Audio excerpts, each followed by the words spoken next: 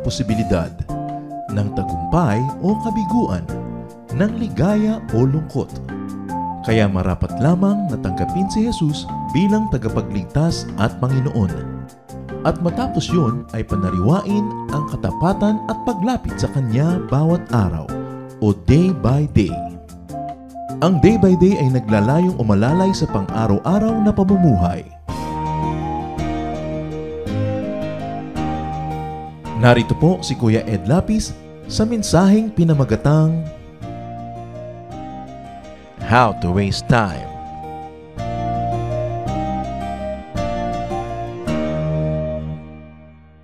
Naghahanda na naman po tayong humarap sa isang bagong taon at laging greetings sa atin, Happy New Year. Meron na namang darating na 365 bagong araw na pwede nating pakinabangan o pwede nating aksayahin. Ang pag-aaral natin ngayon, in the negative, to just challenge people how to waste time. Paano mag-aksaya ng panahon, paano magsayang ng buhay. Salamat Diyos sapagkat kayo ang Diyos ng panahon. Salamat sa isang natatapos na taon at darating na bago naman. Salamat sa lahat ng hinayaan niyo, Panginoong, matamasa namin, makain, malasap, at pati na rin sa mga lessons na natutunan namin. Ngayon, Panginoon, ay palakasin niyo kami, turuan upang lalong maging kapakipakinabang ang darating na taon na inaantay naming ipagkakaloob niyo. Nawa kayo po ang magsalita ngayon, O Diyos, at nawa tanggalin niyo ang mga takip na aming mata at makakita kami ng malinaw. Ganon din sa aming tainga, makarinig kami ng buong buo at ang mensahe niyo matanim sa puso namin, magbunga ng kabutihan at kagandahang loob. Nawa, Panginoon, kayo ang kumilos sa aming kalagitnaan. Give us your mercy. Give us your strength and power and wisdom.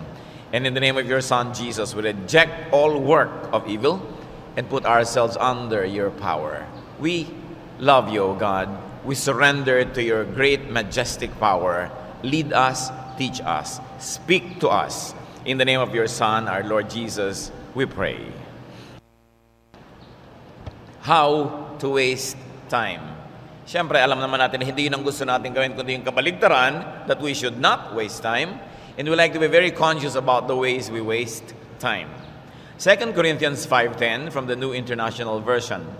For we must all appear before the judgment seat of Christ, that each of us may receive what is due him for the things done while in the body, whether good or bad. Lahat daw ng tao ay haharap kay Kristo at mananagot sa lahat ng ginawa niya habang siya nabubuhay, mabuti man yon o masama.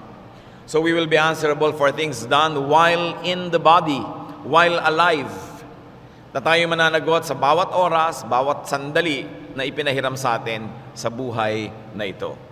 Psalm 90 verse 12, so teach us to count our days, that we may gain a wise heart.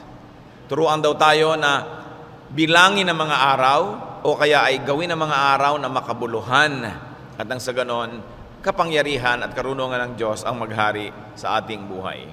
What is the wonderful truth about time? First of all, that there is time for everything. May panahon para sa lahat ng bagay sa silong ng langit. Ecclesiastes 3:1-8, I'll be reading from the Contemporary English Version. Everything on earth has its own time and its own season.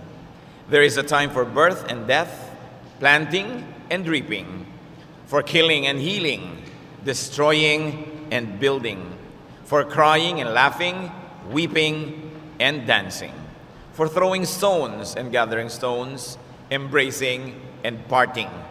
There is a time for finding and losing, keeping and giving, for tearing and sowing, listening and speaking. There is also a time for love and hate, for war and peace. Lahat ng mga makabuluhan na damdamin, gawain at hikain ng tao, may panahon na itinakda ang Diyos. O kaya, sa bawat panahon, may nakatakda na bagay na gawain at bagay na mangyari. So there is time for everything. And another wonder of time is that time can be used for one's benefit. Maaaring gamitin ang oras, ang panahon, ang mga araw sa ikabubuti ng tao. Maaari niyang pakinabangan ang pagdaan ng mga oras, and what benefit this may be? to enjoy the moment. Isa yan ang benepisyo ng panahon na siya ay lasapin na yung maramdaman ang ligaya, ang sarap ng buhay habang ito ay dumadaan at nararanasan. To enjoy the moment. Ecclesiastes 3:12, I know that there is nothing better for man than to be happy and enjoy themselves as long as they live. So enjoyment of the passage of time, of the phases of life, is one of the benefits of time. Ecclesiastes 2:24, there is nothing better for mortals than to eat and drink and find enjoyment in their toil. This also I saw is from the hand of God. Sinasabi ni Solomon sa mga talata na ito na ang bawat dumadaan na panahon ay regalo ng Diyos, may kasama itong saya, may kasamang kasiyahan, dapat huwag itong maaksaya. Dapat kung kasiyahan ang dinadala ng panahon, ang tao'y masyahan, kung oras ang pagkain, siya'y masarapan, kung oras ang pahinga, siya naman ay tunay na makapagpalakas na muli. Another benefit of time is to invest the moment for later enjoyment. So pwedeng ngayon na, gastusin mo na yung oras, enjoyin mo na, o kaya itabi mo at gastusin mo bukas kasi mas marami yan, may tubo na ang iyong pagtatabi. That it is beneficial to invest the moment for later enjoyment. Halimbawa, you plant now, that's an investment to harvest later. Nagtanim ka ng isang buto, ang magiging tutubo dyan, malaking puno na maraming bunga, hindi lang isang butong na harvest mo, pagkarami-raming buto. So nag-benefit ka for not enjoying the moment, but investing it for a later time enjoyment. Working to benefit later, resting to work again later, to study now so that you will be wise later and enjoy many fruits of wisdom. You save now to use the same money later, plus the interest or the earning that it gathered. Psalm 126 verse 5, may those who sow in tears reap with shouts of joy. Mahirap naman talaga magtanim, halos mapaiyak ka sa hirap, pero sabi, mapapasigaw ka naman sa sarap pagka ikaw ay umaani na. So that is one benefit of time, to invest it for a later enjoyment. Proverbs 30:25, ants are creatures of little strength, yet they store up their food in the summer. Bagamat maliliit daw mga langga, meron ka namang matututunan, nag-iimbak sila ng pagkain para pagdating ng mga maulan at malamig na panahon na wala na silang makukuhang mga maiipong pagkain, okay na sila. Kakainin na lang nila yung naimbak na nila. Kaya nag-invest sila ng panahon for later enjoyment. Another benefit of time is to wait to avoid loss.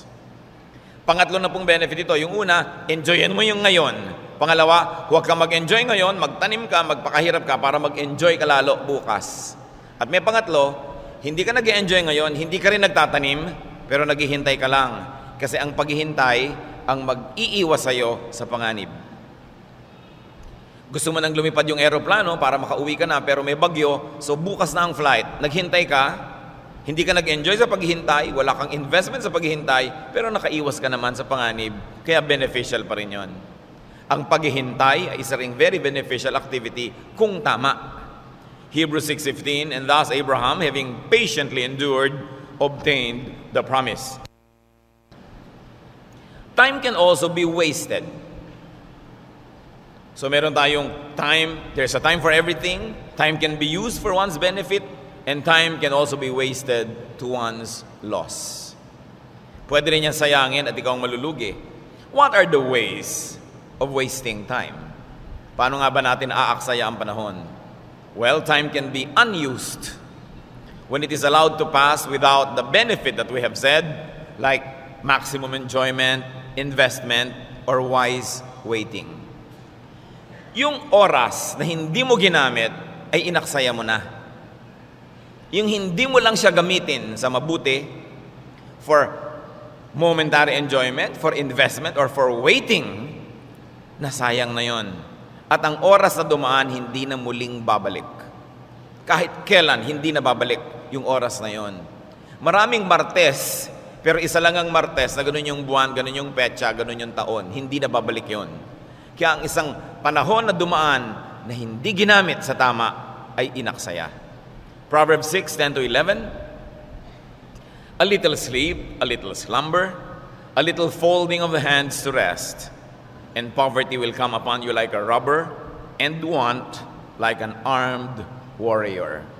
Konti daw pagtulog-tulog dyan, konting paghalukip-kip, konting pag-upo-upo, pagtunga-tunga nga, at ikaw ay sasakmalin ng karukhaan. Magiging maghihirap ka kung lagi kang walang ginagawa sa iyong oras. Sapagkat ibinigay ng Diyos ang oras para may itanim ka ngayon, bukas may aanihin ka. Nagtanim ka uli bukas, may aanihin ka uli sa makalawa. Pero oras na wala ka itinanim ngayon, ano nga aanihin mo bukas? Wala. Kaya kung laging dumadaan ang panahon na wala kang tinatanim, wala kang ginagawang mabuti, hirap, pagkahirap, paghihirap ang naghihintay sa iyo. Ano ang payo ng Ecclesiastes 11:6? In the morning, sow your seed, and in the evening, do not let your hands be idle, for you do not know which will prosper, this or that, or whether both alike will be good. Hindi daw sapat na sa umaga nagtanim ka. Sige, sabi niya, habang maliwanag magtanim ka. Pag dilim naman na nasa bahay ka na, meron ka pa rin dapat gawin. Gumawa ka ng cake, mag-bake ka, itinda mo, manahi ka, manulsi ka, mag-wood carving ka, mag-repair ka ng kotse, do something. Sabi, marami ka dapat ginagawang investment, marami kang pinupuhunanan, marami kang pinaghahanap buhayan, kasi hindi mo naman alam kung alin doon ang uunlad, alin doon ang pagpapalain ng langit, kaya mas marami kang ginagawa, mas nilalakihan mo ang posibilidad na ikaw ay umunlad. Hindi sapat yung may konti kang ginawa, tama na, pahinga na nakihaba-haba. Sabi ko nun, doblihan mo, damihan mong ginagawa mo. Time can be unused, as we have said, and also time can be misused. Yung isa talagang hindi ginamit, ito naman ang panahon ginamit sa hindi tama. Misused for wrong, for unsuitable or unprofitable activity. Pag may ginawa ka na wrong timing, it's a misuse of time. Hindi pa dapat, ginawa mo na. Dapat nag-aaral ka, ang ginawa mo, naglakwatsa ka, nakipag-date ka, nakipag-date. Yung girlfriend mo naging pregnant, o ikaw mismo, babae, naging pregnant ka. Wrong timing, kasi hindi pa yan ang dapat pinagagagawa mo ngayon eh.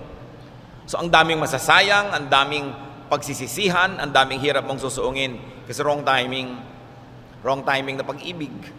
Meron naman mga wrong timing na pagsasabi ng isang bagay, nagalit lang tuloy yung kinausap, imbes matuwa. Kaya mahalaga, for everything there is season. Tama dapat ang panahon. Isa pang pag-aaksaya ng panahon, yung may ginawa ka na hindi naman bagay sa'yo. Pinilit mong mag-model, hindi ka naman talaga pang model. O kaya pang model talaga yung katawan mo, pero yung psychology, yung heart, yung emotion, hindi bagay doon. Hindi mo kaya yung pressures noon. Sinayang mo yung panahon mo, kamo model, aatras ka rin naman later. O kaya, hindi ka naman talaga accountant, hindi ka magaling sa math, pinakapilit-pilit mong magganyan. Later on, tatanggapin mo rin yung katotohanan na hindi yun bagay sa'yo. Uulitin mo na naman lahat ng ginawa mo. Sayang. Ilang beses ka na nag-shift ng course, 6 na taon ka na sa college, sophomore ka pa rin. So, ang daming sayang. Pagka lumagay ka sa isang lugar na hindi ka angkop doon, hindi ka bagay doon, nagsasayang ka ng panahon. May magawa ka man, hindi maximum yung benefit. Parang lupa. Halimbawa, yung lupa hindi bagay sa ganitong uri ng halaman, itinanim mo, tutubo rin naman yun. Pero konti lang yung magiging bunga, sayang yung oras mo ng pag-aalaga, yung fertilizer, konti lang yung bunga na naging pagod mo. Kaya sa agriculture, tinitingnan mo kung anong bagay na lupa, sa isang halaman, anong halaman ng bagay sa ganitong kataas na bundok, sa ganitong kababang lupa, tinitingnan mo lahat yan, nasa lugar ka dapat. Kasi pag wala tayo sa lugar, may magagawa nga tayo, pero hindi yung pinakamaraming bunga ang lalabas, pagsasayang din ng panahon. Isaiah 55:2, why do you spend your labor for that which does not satisfy? It brings us to another definition of wasting of time. When you do something that doesn't satisfy you. Halimbawa, ikaw ay merong isang profesyon, hindi ka naman masaya doon, you are wasting your life. Kaya mo lang ginawa yun kasi mas maraming kita, pero hindi mo kung mas marami kang pera, ibig sabihin, mas masaya ka na eh. So, tama ba ang kanilalagyan mo? O kaya gagawa ka na isang bagay, half-hearted, ikaw man, hindi ka nasisiyahan, hindi ka nagagandahan sa ginawa mo, it is a waste of time. Kahit nga sa Christian work, sabi ni Paul, meron yatang pagsasayang ng pagod, inalagaan mo ng ilagaan, tinuruan mo ng tinuruan, pagkatapos wala rin nangyari.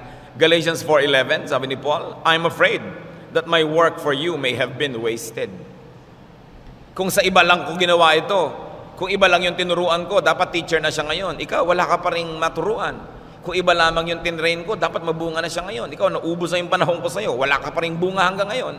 End user ka pa rin. Hindi ka pa rin productive sa spiritual life. May nasasayang. So to waste time is the wrong use of time. Therefore, wrong here can mean no profit or minimal profit. Pagka pwede kang kumita ng 10, tapos kinita mo lang 3, you wasted your time. Pagka ang potential mo, pwede kang makatakbo ng 100 kilometers, tumakbo ka lang ng 30, you wasted your time because you did not maximize the fruit that you can have. Sa isa pong parable, tinatawag na parable of the talents, nakita natin ang katuruan ni Jesus dyan na dapat maximized fruit bearing. Merong binigyan yung kinatawan ng Diyos dito sa kwento ng mga puhunan at hinanapan niya ng tubo. Matthew 25:16-18, the one who had received the 5 talents went off at once and traded with them and made 5 more talents. In the same way, the one who had the 2 talents made 2 more talents. In other words, lahat ng binigyan ng puhunan, na doble nila, yung puhunan, na doble pabalik, may tubo. But the one who had received the 1 talent went off and dug a hole in the ground and hid his master's money. But his master replied, "You wicked and lazy slave. You ought to have invested my money with the bankers, and on my return I would have received what was my own with interest." Yung isa na lang nga binigay sa kanya, konti na lang. Nilubog pa niya sa lupa para pag bumalik yung nagbigay, huhukayin niya, eto na uli, babalik ko na sa inyo yung piso nyo. Piso kung binigay sa iyo, pisong babalik. Ang tamad mo naman. Kung hindi ka mahilig magnegosyo at mamuhunan, sana man lang nilagay mo sa bangko, nagkatubo man lang yan at 1 peso and 5 centavos man lang ngayon. Hindi yung walang nangyari. Ano po yung central theme nitong kwento na to? Hinahanapan tayo ng Diyos ng tubo sa puhunan na ibinibigay niya. Anong puhunan? Talino, galing, skill. Ano man yung ibinigay sa ating kakayanan, dapat maraming nagiging bunga. Now, how to waste time? Paano nga ba tayo mag-aaksaya ng oras? Baka naman sundin nyo ang mga payong ito, ha? Hindi. It is being said in the negative just to emphasize its wrongness. How to waste time? Pag meron pong patay, nakaburol, maganda tinatanong nyo habang tinitingnan yung bangkay, nasayang kaya ang buhay niya? O naging mabunga ba ang buhay na ito? Kasi magandang nagbibigay ng ganyang test pagka ang tao sumasa kabilang buhay na. Tatanong mo, ano bang uri ng buhay ang ibinuhay niya? Nasayang ba? O konting-konti lang ba ang naging tubo ng Diyos dito? Konting-konti lang ang pakinabang mismo ng may katawan? O wala, na mabuti pang di na lang siya nabuhay? How to waste time? Be unhappy. Especially be unhappy with what you do. Tuwing hindi kayo masaya sa ginagawa nyo, nag-aaksaya kayo ng oras. Kasi ang buhay, sabi sa Ecclesiastes 3:22, "So I saw that there is nothing better than that all should enjoy their work, for that is their lot." Naglalaba ka, kulang-kulang na lang wasakin mo yung damit na nilalaban mo, inis na inis ka, sayang yung paglalaba mo. Dapat sana pinasaya mo mga bula, inipan-hipan mo. Kung ano-anong ginawa mong pagpapasaya sa sarili mo, kahit ka napagod, sumaya ka naman. But whenever you are unhappy with your work, you are wasting time. Because you were not created by God to be unhappy. So ang tanong nyo, paano ngayon, hindi naman ako talaga masaya sa ginagawa ko? Magpalit kayo ng gagawin. At kung yan ay wala sa inyong kapangyarihan na palitan, magpalit kayo ng ugali, turuan nyo ang sarili nyo na masarapan at mag-enjoy sa ginagawa nyo. Pero hindi pwede na araw-araw inireklamo nyo sa langit at sa lupa at sa impyerno na may ginagawa kayong hindi nyo naman gustong gawin. Pag meron kayong napangasawa at hindi enjoy na kasama, magpapalit ba kayong asawa? Siyempre hindi. Magpapalit kayo ng ugali. Turuan nyo sa sarili nyo na mag-enjoy. Ipanalangin nyo siya na nawa ay magbago-bago rin para naman bumagay-bagay sa inyong hinahanap. Pero kung hindi man, ang kapangyarihan nyo yung palitan ng inyong pananaw. Yan ay kapangyarihan nyo na inyong-inyo lang. Walang pwedeng makapakialam sa inyo sa exercise of that power. But you can change your situation or you can change your attitude. But you must be happy with what you're doing. Kailangan yung gawa niya ng paraan. Another way to waste time is to be unhappy with where you are. May mga Pilipino, pag nasa abroad, walang ginawa kundi mamiss ang Pilipinas. Pag nasa Pilipinas, walang ginawa kundi isipin yung abroad. Kahit sa kayo malagay, di kayo masaya. Kailangan kung nalagay ka sa lugar na yan, turuan mo sarili mong sumaya ka. Kung hindi mo kayang palitan ang iyong kinakalagyan, ang palitan mo na naman ay yung pananaw. This can be a physical, a geographical place, or this can be a station in life. Ipinanganak ka mahirap, ipinanganak kang babae, ipinanganak kang lalaki, ipinanganak ka na maitim, ipinanganak ka na ganito, kailangan humanap ka ng paraan para ikaligaya mo ang iyong kalagayan. Kaya hindi pwedeng lagi ka nalang nagrereklamo because it is a great waste of time. 1 Corinthians 7:21, were you a slave when called?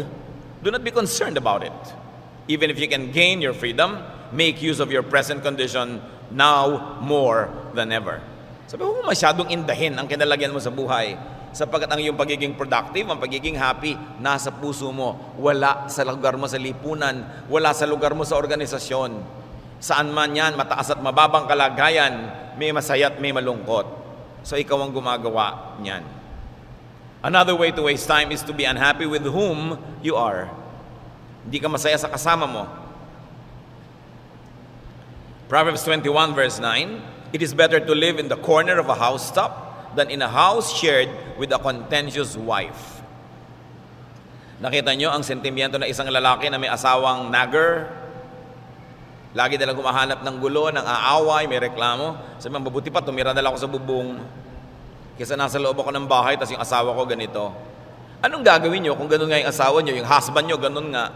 Anong gagawin nyo dyan? Once more, magpalit kayo ng asawa, which we do not advise.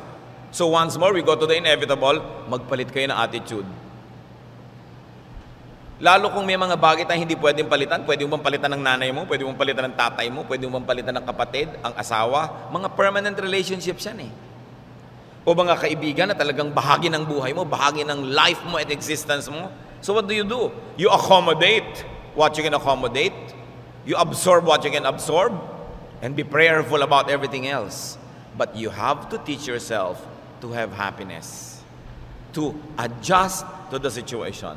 As we said before, and we always say, happiness is a decision. You decide if you're going to be happy or not, depending on your situation. Another way to waste time is to operate outside and against your natural talent and skills. Binanggit na natin kanina. Sabi sa Ecclesiastes 10:10, if the axe is dull and its edge unsharpened, more strength is needed. Sadly, konti na lang makaka-relate dito sa example na ito dahil hindi naman tayo nagsisibak ng kahoy para magkaroon ng panggatong. Pero sabi, yung palakol, yung biyak ng kahoy, pag daw mapurol, kailangan ang dami mong lakas na gamitin para mabiyak mo yung kahoy. So halimbawa, may kutsilyo ka sa bahay, ang purol-purol, hirap na hirap ka, kahihiwa, pagod na pagod ang braso mo, para lang maputol yung isda. Samantala kung matalim yon, mabilis. Anong sinasabi? Kung saan ka matalim, doon ka mag-operate. Kung saan ka magaling, doon ka magtrabaho. You're good with numbers, well, you pursue a career concerning numbers. You're artistic and you are creative, you pursue a career in the arts or in the creative industry. Dapat ang tao nasaan kung saan siya naturally magaling. Kasi yung kaya niyang gawin in 1 hour, maybe 10 points, pero pag nag-ooperate siya sa isang area na hindi siya magaling, baka 3 points lang yung nagawa niya in the same number of hours. Kulang ang magiging bunga niya. Humaba ang buhay niya, pero konti lang ang nalasap niyang ligaya at bunga kasi wala siya sa area of strength. So kayo po ba ay nasa inyong area of strength? Lalong-lalo sa magsisimula pa lang, mga magulang. Yung mga anak nyo, kung pumipili ng mga kursong pag-aaralan, nawa, hayaan natin sila at tulungan na malagay sa mga kurso na bagay sa kanilang talent, bagay sa kanilang ugali, sa kanilang pagkatao. Hindi lang yung pag-aaralin natin sila, itong kursong to, madaling makakuha ng trabaho abroad. Kasi hindi tayo nilikha ng Diyos para lang maghanap buhay. Naghahanap buhay tayo para mabuhay. Nahihanap mo na yung kailangan mo sa buhay at dahil nahanap mo na yun, magkakaroon ka na ngayon ng buhay. Pero hindi ka lang nabubuhay para maghanap buhay. At kung gumagawa ka ng isang bagay na madaling makakuha ng trabaho, malaki ang kita, pero hindi ka masaya, sayang ang buhay mo. Kaya tinatalaga natin yon at tinitingnan natin yung ganitong mga uri ng natural talent ng mga tao. Halimbawa kayo ngayon nalagay sa isang karir, isang trabaho na talagang hindi kayo masaya, hanggang hindi pa naman pantay ang paan ng tao, hanggang hindi pa siya nakaburol, may pag-asa pa, di lumipat kayo, start again. Kesa sa yung natitira nyo pang nalalabing kalahati ng buhay nyo, ipamuhay nyo pa rin sa hindi nyo gusto. Then mamamatay na lang kayo't lahat, sayang. Hindi nyo nagawa ang gustong gawin, hindi naranasan ang gustong maranasan, isang buhay na dumaan lang, tapos nawala na, ganun na lang. We've got to maximize our productivity. Kaya tinitingnan yan. Kung hindi kayo palakol, o kayong magsibak ng kahoy, iba dapat ang gawin nyo, gunting kayo, maggupit kayo, stapler kayo, mag-staple kayo, yun ang dapat mong ginagawa, yung bagay sa'yo. At isang mga kapatid na dapat natin ibigay na regalo sa mga mahal natin sa buhay, hayaan natin silang lumugar kung saan sila bagay. Meron kasing mga profesyon, merong mga ginagawa sa buhay na kumisan hindi glamorous, hindi high earning, ayaw nating nandun sila. Pero kung doon sila masaya, basta't hindi naman sila namamatay sa gutom doon, yun ang bagay sa kanila. At sa akin pong palagay, kung tayo nasa isang career na talent talaga natin, husay natin, hilig natin, we will excel. Hindi tayo maghihirap sa area na yon, mag-e-excel ka doon. Kung sastre ka, ikaw ay pinakamagaling na sastre. Kung ikaw ay sculptor, nagiging napakagaling mong sculptor kasi yun ang hilig mo. At sa lahat po ng larangan ng buhay, there's always room at the top. And people at the top always meet each other. The best head gets the best hairdresser. The best hairdresser cuts the best hairs. No? Nagkikita-kita yung magagaling. Yung magaling na manikurista, nasa magagaling na mga parlor, pinipedicure niya yung mga magagandang mga paa. No? Ngayon, third class ka lang naman na manikurista, minamanikurista mo yung mga parang bagong bunot na luya yung mga daliri, dahil third class ka lang naman eh. Pero kahit saan ka malagay, kapatid, basta yun ang talent mo, may chance ka maging first class. Kaya huwag natin ipagpilitan ang mga sarili natin at mga mahal natin sa buhay sa mga kung ano-anong karir na hindi sila dun magiging first class. Kahit ano ka pa, ikaw yung mekaniko, pinakamagaling ka, yung pinakamagagandang kotse dinadala sa'yo. Pinakamahusay ka na nagbe-bake, you bake for the best kitchens. Kaya ang mahalaga, bagay sa yung ginagawa mo, you will excel. Ngayon, if you try to be someone else, you will only fail. Si David, nung haharap siya kay Goliath, ang laki-laking tao, parang higante. Balot na balot ng bakal na armor. Ang bibigat ng mga sibat at mga espada na dala-dala. So ang ginawa nitong si Haring Saul, sapagkat si David ang lalaban para sa kanilang lahat, yung mga armor niya, gamit niya, binigay niya, pinasuot niya kay David. 1 Samuel 17:39, David strapped Saul's sword over the armor, and he tried in vain to walk, for he was not used to them. Then David said to Saul, I cannot walk with these, for I am not used to them. So David removed them. Kahit yun yung armor ng hari, yun yung armas ng hari, pinakamagaling, pinakamaganda, hindi bagay kay David eh. Hindi hiyang, hindi likas, hindi siya sanay. Walang mangyayari kahit niya gamitin yun. So nagpakatotoo siya. Alam niyo yung ginawa ni David, inilabas yung kanyang slingshot o tirador, kumuha ng mga 5 makikinis na bato mula doon sa batis at hinarap niya itong balot ng bakal na armor na ang dala lang niya ay tirador. Nainsulto si Goliath. Sabi niya, anong palagay mo sa akin, aso? Haharap ka sa akin, pat-pat lang ang dala-dala mo, kakainsulto ka. Pero dahil si David naging totoo sa sarili, nag-operate sa area of strength and training, nanalo siya sa digmaan na yon. Kailangan pa bang i-memorize yan? Kung ano kayo, magpakatotoo tayo. Ito ang talent mo, dito ka. Ikaw ito. Pag hindi mo ipinamuhay yung buhay na ibinigay sa iyo ng Diyos, walang taong aako para ipamuhay yon. If you do not live your life, nobody will live it for you, and your life will go unlived though you are existing. And you die without having lived the life that was meant for you. Kaya dapat din pinapayagan natin ang mga mahal natin sa buhay na kung ano sila, kung sino sila, tanggapin natin, mahalin natin. Kung may mga kakulangan, may kapintasan, ipanalangin, turuan, itrain, mag-ambag tayo para sila lumago, pero una tanggapin at payagan silang maging sila. Sapagkat kawawa ang isang buhay na ipinapamuhay sa likod ng isang maskara lamang. A life lived behind a mask is no life at all. That's why unconditional love and acceptance is important, so that people will not have to hide behind masks and will be who they are and what God created them to be. Another way to waste time is to spread yourself thinly. Marami kang gawin. Sige, mag-multitask ka. Usong-uso yan ngayon. Pero you doubt if multitaskers become excellent in anything. Kaya nga sinasabi nila, Jack of all trades, master of none. Ang mga kabataan ngayon, ang galing dyan. Nag-aaral, nakaharap sa TV, may nakasaksak sa tenga na tugtog, nagko-computer pa yan, nagte-text pa. No? May telepono pa kumisan. Sabi mo, anak, ano ginagawa mo? Nag-aaral po. Ha? Paano? Multitasking na ngayon. Pero ang lahat ng alam natin na nag-excel, kinilala, nakagawa ng mga dakilang bagay, nag-focus.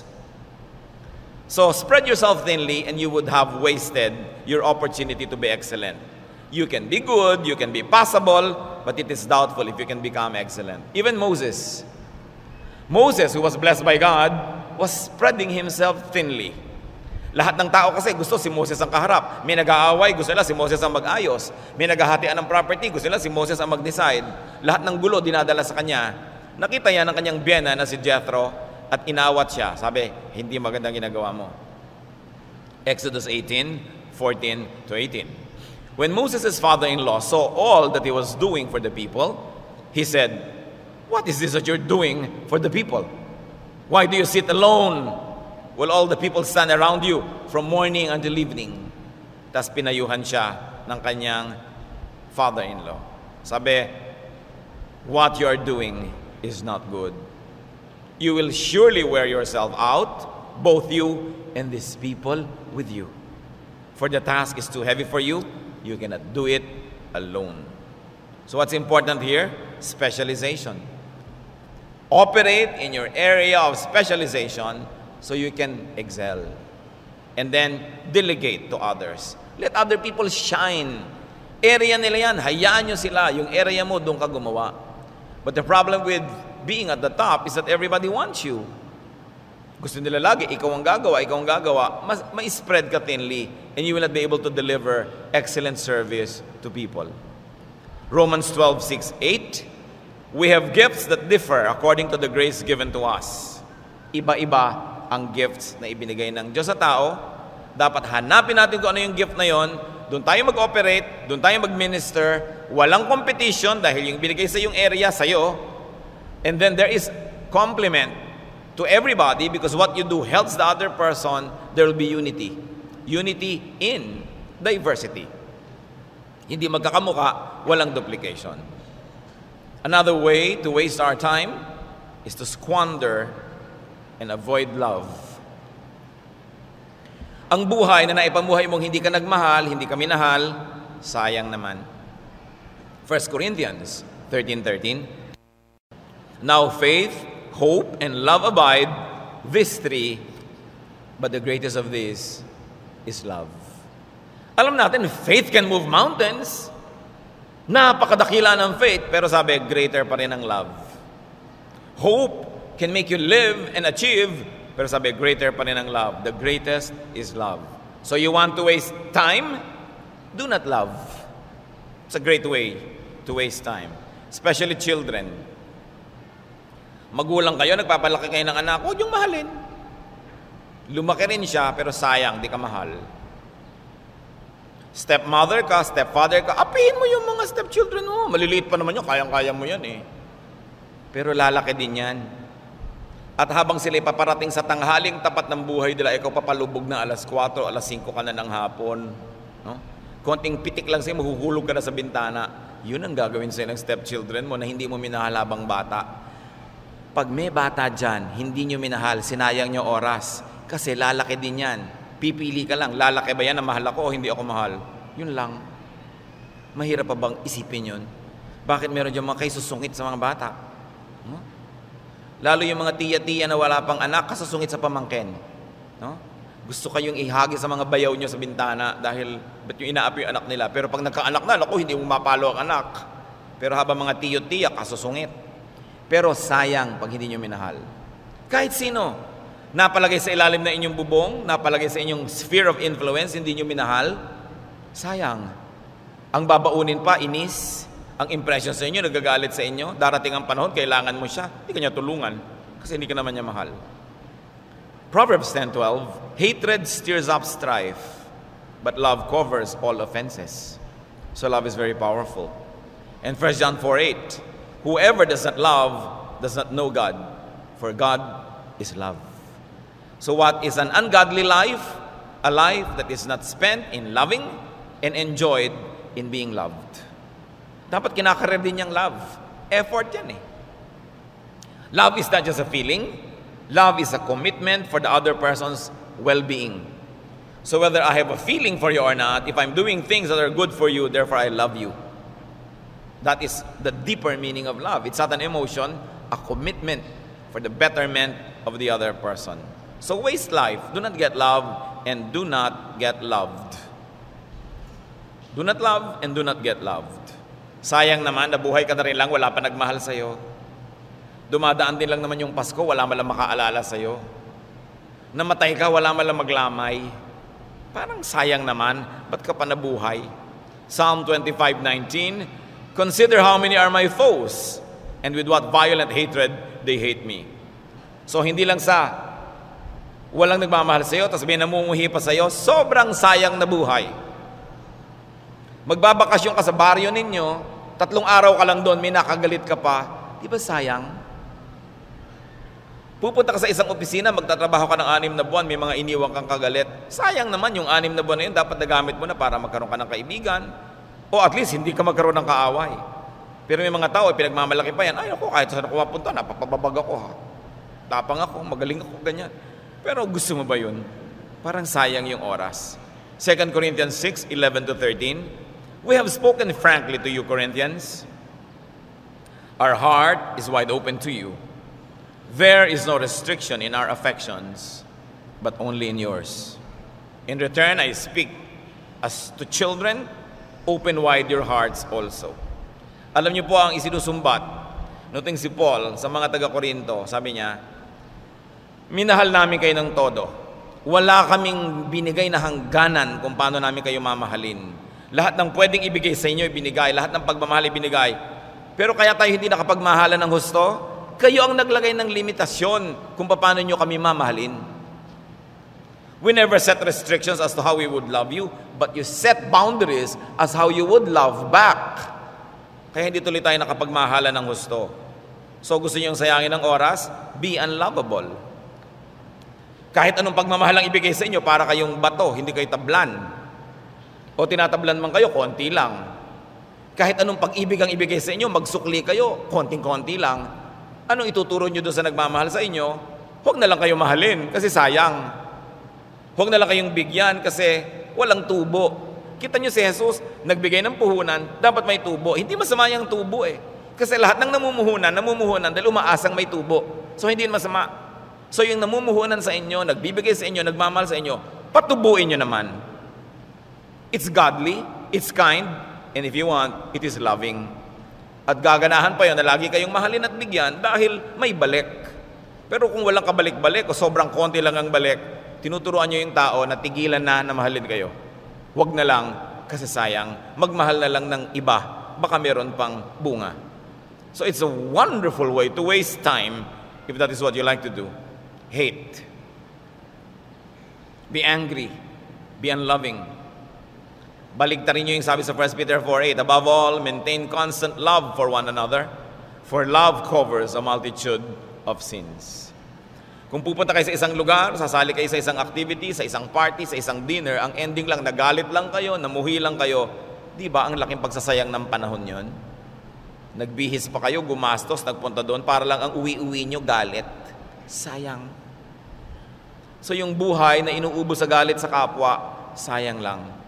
Use time to love instead of to hate. Pwede nyo naman piliin, I will hate. Pwede, but why not love instead? I will be difficult. Pero pwede naman na ang sabihin nyo, I'm easy. Madali. Madaling makisama sa akin.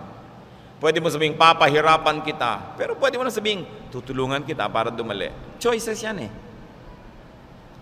Nawa makita natin na marami tayong pagsasayang pag ang ending, may galit, may nagalit, lalo tayo yung galit, sayang.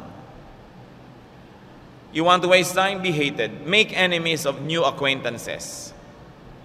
Yung mga bagong-bagong kilala mo, inaaway mo na. Sasabihin mo pa, kung kilala lang niya ako, malalaman naman niya mabait ako. Paano pa malalamang mabait? Inaway mo na. Hindi na niya malalaman yon. Buong buhay ang iniisip niya, ganun ka. And you know why it's a waste of time? Because when you quarrel with new acquaintances, you actually waste the future. Because this new acquaintance can be a good friend in the future. Pero hindi mo na pinalago, hindi na nagkaroon ng friendship, inaway mo na. So it's a waste of future benefits.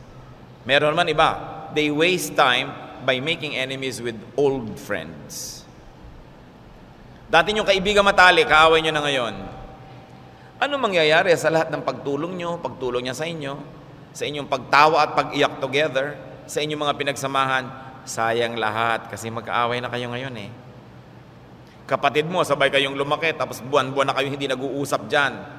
Di ba sayang? Maibabalik mo pa ba ang panahon para magkaroon ka ng ibang kasabay sa paglaki? Maibabalik mo pa ba yung panahon na yung high school friends mo ngayon kaaway mo na? Hindi na. So, wala ka nang pwedeng gawin kapatid sa old friends kundi ingatan sila. Because there are only two ways that you can do to your old friends. You keep them or you lose them. But definitely you cannot make new old friends. You can make new friends, but never old friends. Tapos old friend mo, aawayin mo, lahat ng investment mo ng panahon sa kanya, tinapon mo. It's not wise. It's not wise. You make enemies with your former allies. Yung dati mong kakampi, ngayon kalaban mo na, alam niya lahat ng weaknesses mo, di ba lugi ka nun? Dati ginagamit niya yung lakas niya para katulungan, ngayon para kasirain, di ba lugi ka nun? Kaya ang mga tao, hindi tayo nagpapadala sa galit, sa simbuyo ng damdamin, sa pride. Nagalit ka man sandali, pero mamaya bawiin mo na, mag-sorry ka na, makipagbalikan ka sa iyong mga dating mga kaibigan, mahal sa buhay. Sandali lang kasi ang buhay at pag natapos ito, tapos na. Sana pwede ka pang na naman na mabuhay uli as grade 1, as grade 2, as grade 3. Hindi eh. Kayong mga nakolekta na nating mga kaibigan, mahal sa buhay sa panahon, keep them. And that is a good way not to waste the time that you spent with them in the past. Another way to waste time is to refuse to live in the here and now. Magsayang kayo ng oras, huwag kayong mabuhay sa kasalukuyan. Waste now. Waste today. Sasabihin nyo, paano ko pwedeng sayangin yung ngayon, yung araw na to ngayon? One, fast forward everything. May bata, huwag mo payagang maging bata. Kailangan matanda na siya agad. You waste time. Kasi pag tunay na matanda na siya, hindi na siya pwede maging bata uli, hindi na niya naranasan. Siyempre, matutuwa ka naman kung yung bata, anak mo medyo na po-promote, na a-accelerate. Pero gusto mo ba naman na 7 taon pa lang yung anak mo, doktor na? Hindi na siya naging bata kahit kailan. It's an exaggeration, but we do that to children sometimes, especially if they're gifted.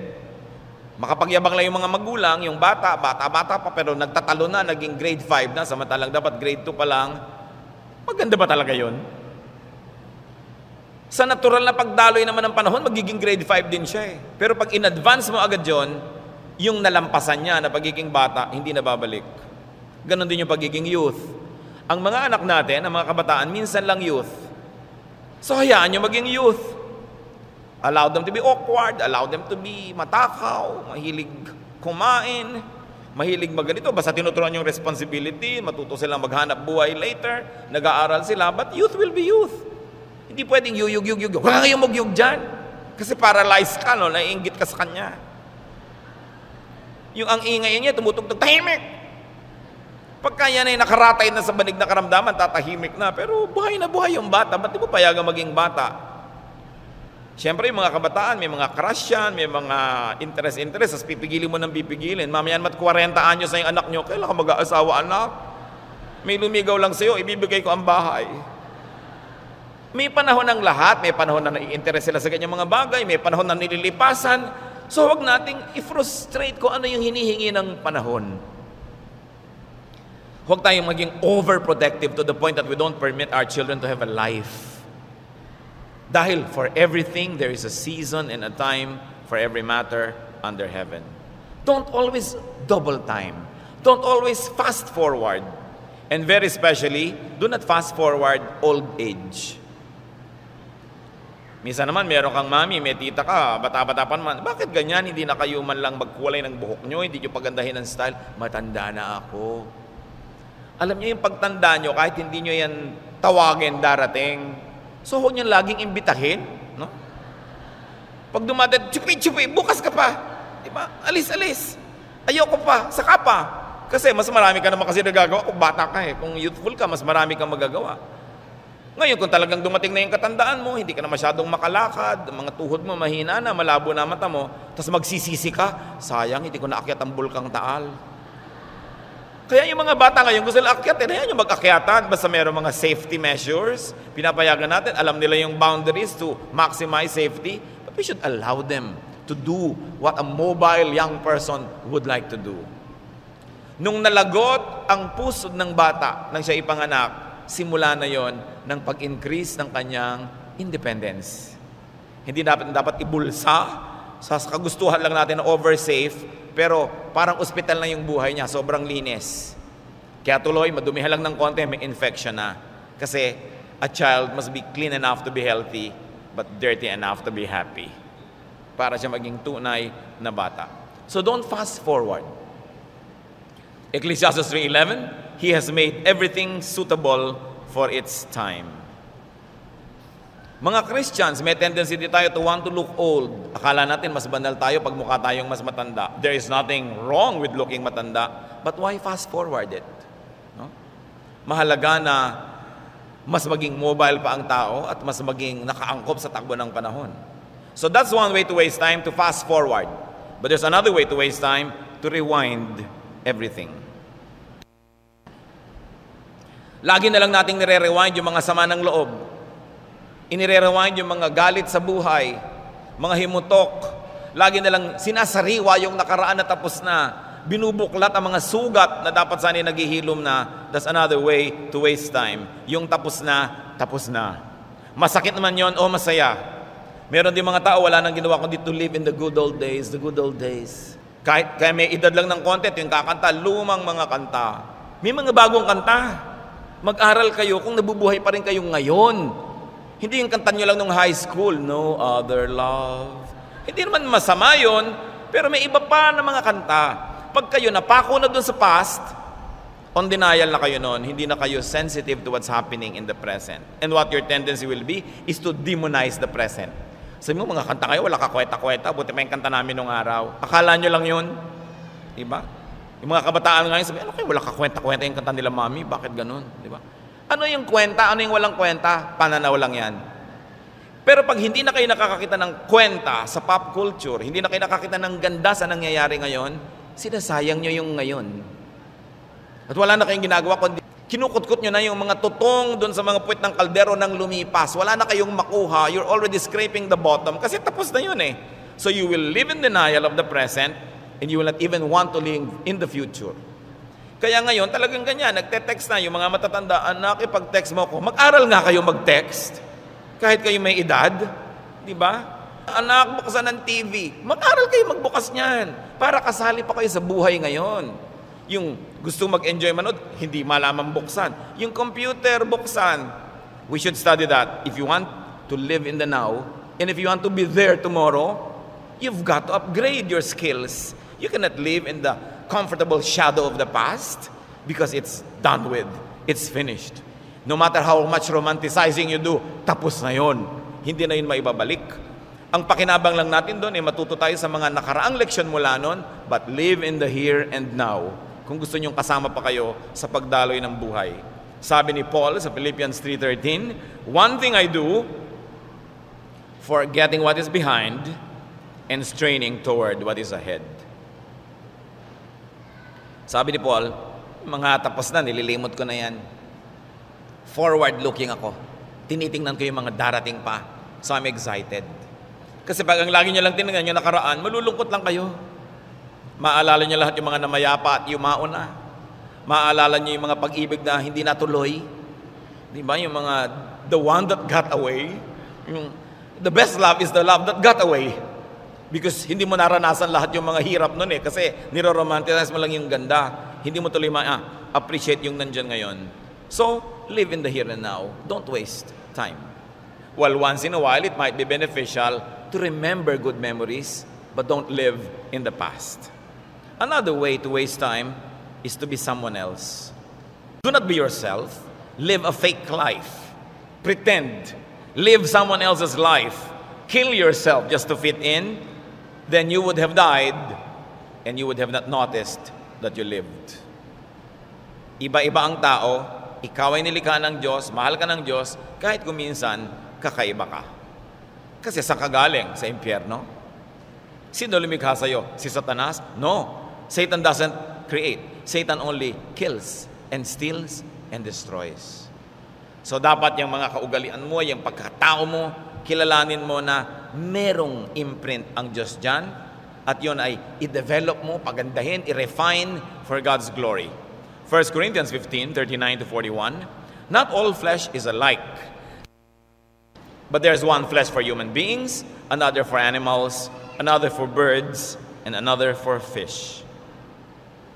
There are both heavenly bodies and earthly bodies, but the glory of the heavenly is one thing, that of the earthly is another. There is one glory of the sun, and another glory of the moon, and another glory of the stars. Indeed, star differs from star in glory. Ano lang ibig sabihin niyan? Iba-iba talaga tayo. Hindi tayo magkakamuka. Huwag niyong hanapin sa anak number 2 ang quality ni anak number 1 kasi magkaiba sila. It is cruel to compare. Ang hanapin natin, ano yung imprint ng Diyos kay anak 1, kay anak 2, kay anak 3. Paano ko makikita ang good qualities of God sa Kanya, na lumikha sa Kanya? Hanapin natin yun. At payagan natin sila at ang ating sarili na maging totoo sa sarili. Psalm 139:14, I praise you for I am fearfully and wonderfully made. Wonderful are your works, that I know very well. At sa Genesis 1:27, so God created humankind in His image. In the image of God, He created them, meaning all humans. Finally, you really want to waste time? Ito yung winner. Do not be godly. Because one of the greatest meanings of life is to be like the Creator. So don't be godly and you would have wasted your life.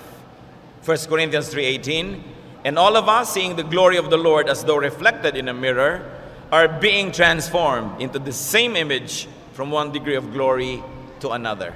So life is transformation. Habang nabubuhay ka, palapit ka ng palapit sa wangis ng Diyos. So pag hindi ka napapalapit, you are wasting your life. Life and time is a gift from God to be enjoyed. Ecclesiastes 8:15. So I commend enjoyment, for there is nothing better for people under the sun than to eat and drink and enjoy themselves. And also, life and time is a gift from God to be invested for more enjoyment. Ecclesiastes 6:3, a man may live many years, but however many are the days of his years, if he does not enjoy life's good things, I say that a stillborn child is better off than he. Si Solomon, sa karunungan binigay sa kanya ng Diyos, nagsasabi, ang buhay ay regalo ng Diyos para lasapin ang saya at ganda nito. At kung hindi mo nalalasap yon, buti pang di ka nalang sinilang. Sayang ang isang buhay na hindi nag-enjoy. So strive to enjoy within who you are, within how God gifted you, and give the same gift to others. Allow them to enjoy in the terms that they know how, as long as it is not godly. At isa sa mga pinakamagaganda niyan, hayaan natin ang ating mga anak na umibig kung sinong nais nilang ibigin. Kasi kahit anong gawin mong pagpigil, hindi ka naman magwawagi. At hindi na ituturo ang pag-ibig. We must allow our children to choose their life partners. We can pray for them, we can counsel them, train them to be good at screening people, but at the end of the day, it is their choice, and we should support them whatever their choice is. Hindi dapat pinapapili ang mga anak natin, kami ng mami mo, o yung boyfriend, o yung girlfriend. It's wrong equation. Siya ang makikisama, siya ang magmamahal, siya ang liligaya o lulungkot, maximize prayer, advice, and counsel, but once they decide, let us support them.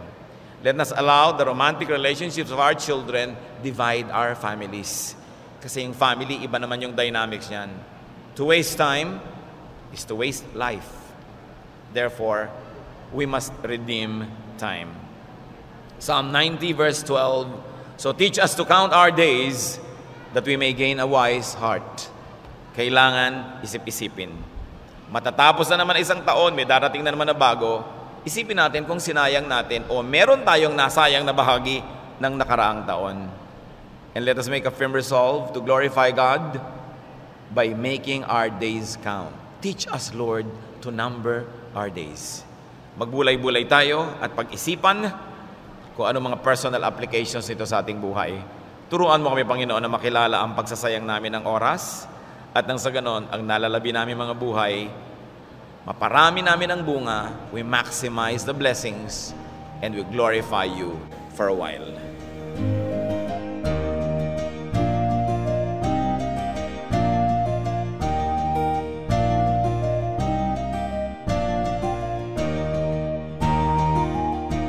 Ang katatapos pong mensahe ni Kuya Ed Lapiz ay pinamagatang How to Waste Time.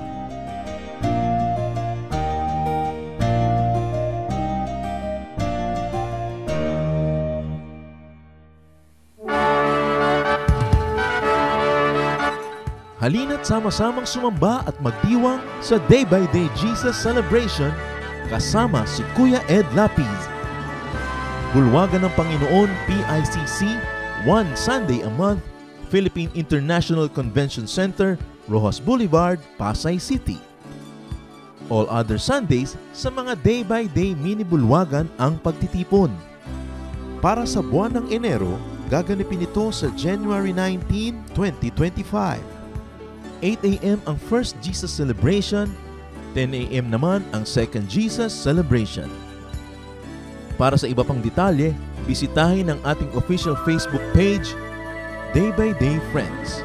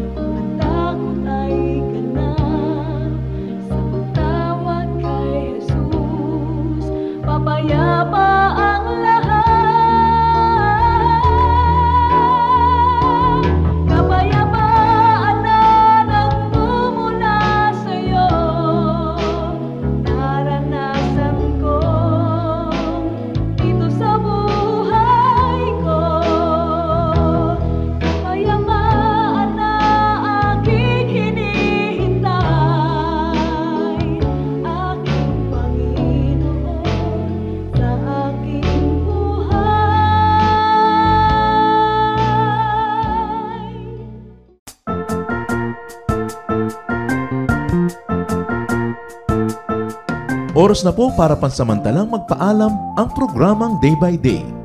Tayo po'y magsama-sama tuwing ika-6 hanggang ika-7 ng umaga, araw-araw.